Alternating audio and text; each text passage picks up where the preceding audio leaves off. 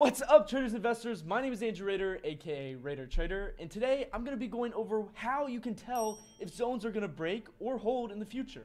I know you guys see everyone on the internet talking about shorted supply, but when does supply not become valid anymore? And when should I, as a trader, expect to rocket right through a supply zone like this? Believe it or not, there is a way to set expectations for the future off these zones. And these very expectations can save your So in this video, without wasting any of your time and only taking up a couple of your minutes, I'm going to explain some zone rules that you need to know.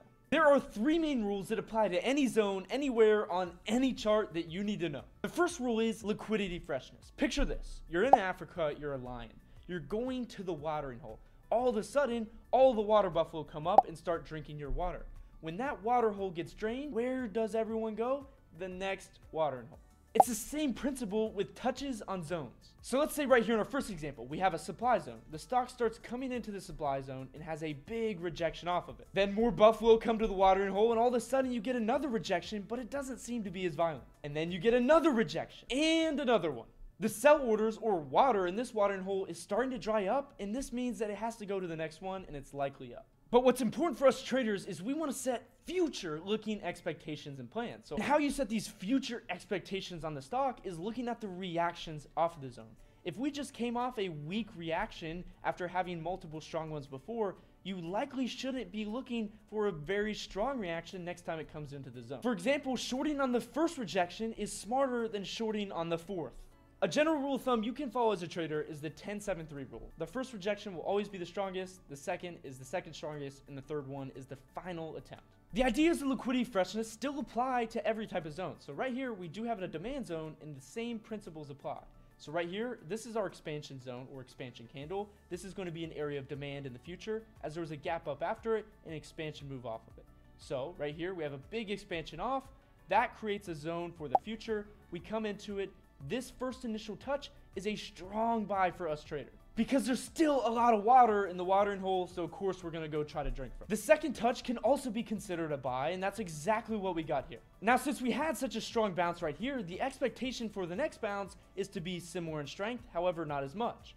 But when we came down in here, what did we get? We got a very low and weak bounce. This shows us that the watering hole or buying orders are all dried up and they're going to try to take this to somewhere else. And that's exactly what they did. The second zone rule you should apply to any of your trading is time spent in zone. Now, this is playing off the last principle we had.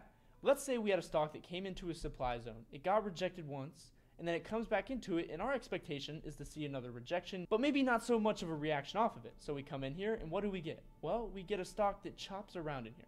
Now, the longer a stock spends in a zone, the more it wants to punch through. So you will likely see this continue higher.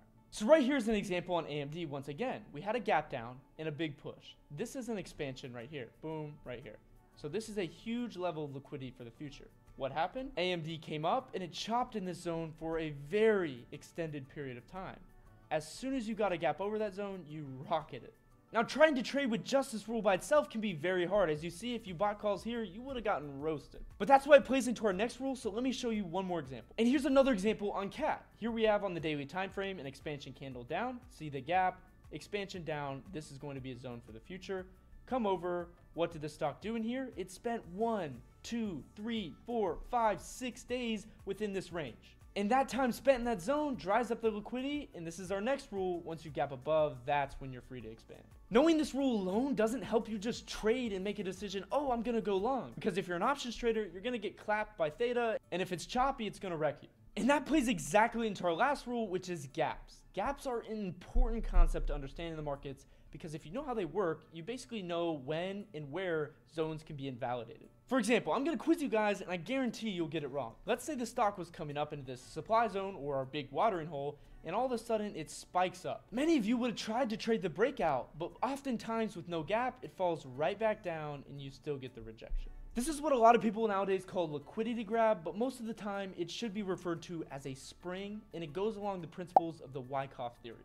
So how do we avoid getting faked out as traders? You do not want to long this stock until after hours the stock gaps above this zone and continues. Because what this gap does is it skips the line and essentially jumps over your neighbor's fence to skip these sell orders. I know I'm getting pretty crazy with these analogies, but picture this, okay? You're playing kickball, you're in your yard.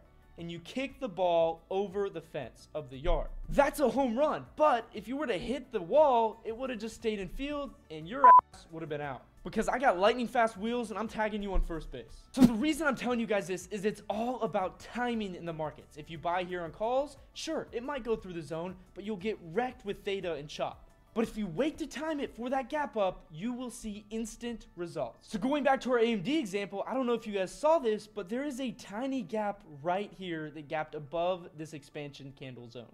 And using the context of the other rules, once you see that gap after this much chop in consolidation, you should know it long because it gapped up above it, and even the tiniest of gaps is enough to take it higher. And I'm going to stretch your brain a little bit, but it also works with parallel channels. Remember, these can be diagonal levels. These are considered diagonal supply and demand because institutions prefer to trade diagonal. Now that's a whole separate topic, but essentially trading algos and institutions are trading diagonally due to a lot of the natural natures of algo trading as well as the risk that comes with trading flat versus diagonal. So in this example, when you get a gap below a diagonal demand like this, that opens it up to short, and that's exactly what happened. Remember, this is all about timing. That gap right there helps you time when to go short instead of getting caught in the chop fest in here. And lastly, an example of Microsoft. Came in, got rejected. Came in, got rejected. Remember, coming in back again, what are we trying to see now? Another rejection, but it's trying to be weaker than this one. We got another rejection, huge gap up into this zone, and we got to push into this. Now, this move was intraday right here, so this is not your buy point. What is your buy point is right here, we technically gapped up even a slight bit, and that is what freed the reins of this right here.